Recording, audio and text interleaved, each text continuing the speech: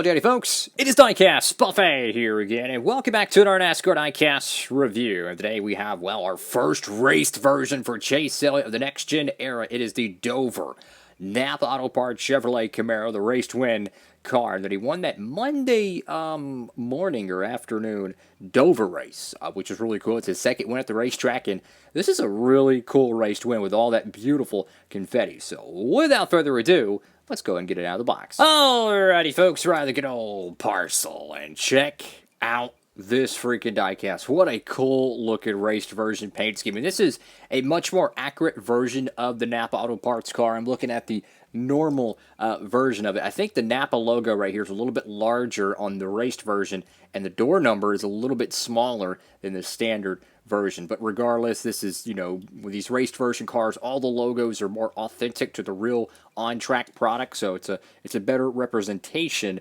of the real on-track paint scheme. So let's go and dive into this one. You got the confetti right there on the nose. Such a cool looking color palette for the confetti. The red, white, and blue looks really cool on the Napa Auto Parts Chevy. Of course, picked this one up from our friends at Circle B Diecast. You can too. And hey, they got some amazing paint schemes over there, guys. Check that out. Kyle Larson Cook 600 paint scheme nearly won that race.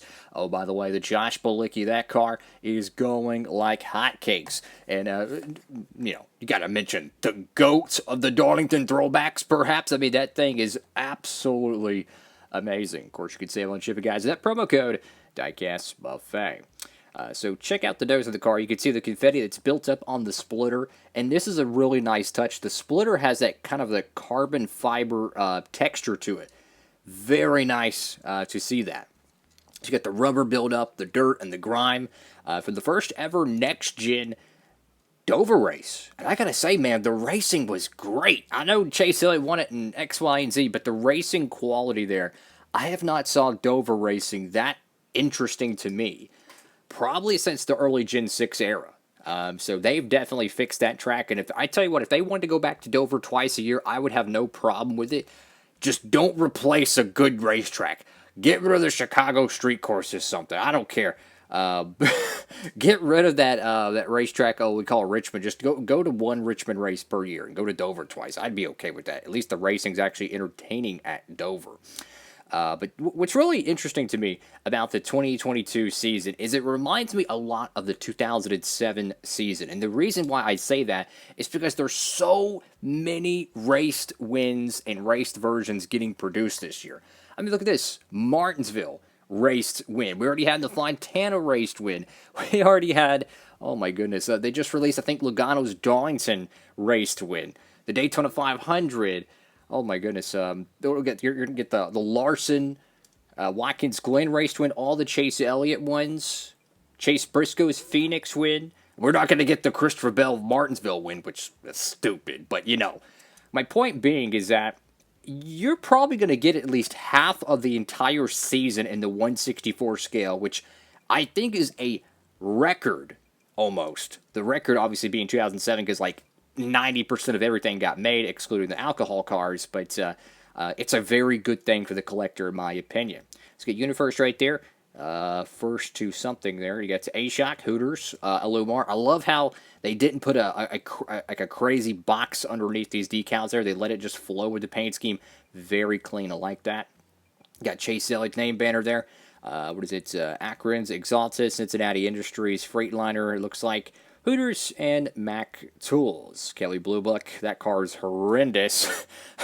The 2022 edition of that car. Valvoline. Cup Series, NASCAR Salutes, and Goodyear.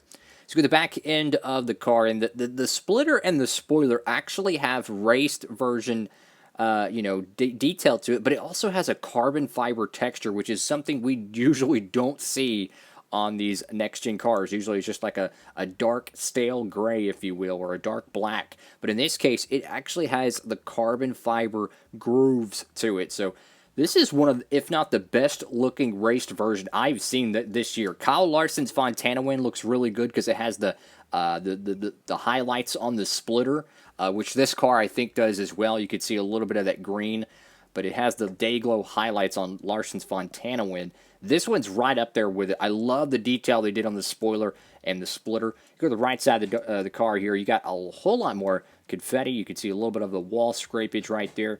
Maybe a little contact on pit road. But the paint scheme just looks so much better with the more accurate number, size and the logo sizes.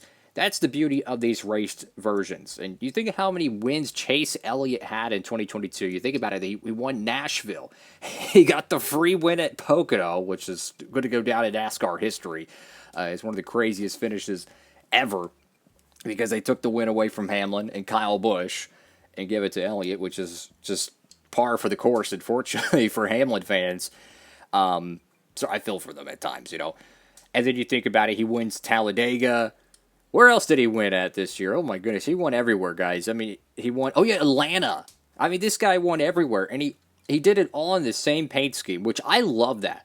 And I'm shocked that they have not announced a 5-pack of all of Chase Elliott's race wins. Because you win 5 races and the same paint scheme, it really gives me vibes of Dale Jr.'s 4-in-a-row Talladega 4-pack that they had in the early 2000s, which if you have that thing, it is amazing the detail on it, I might add.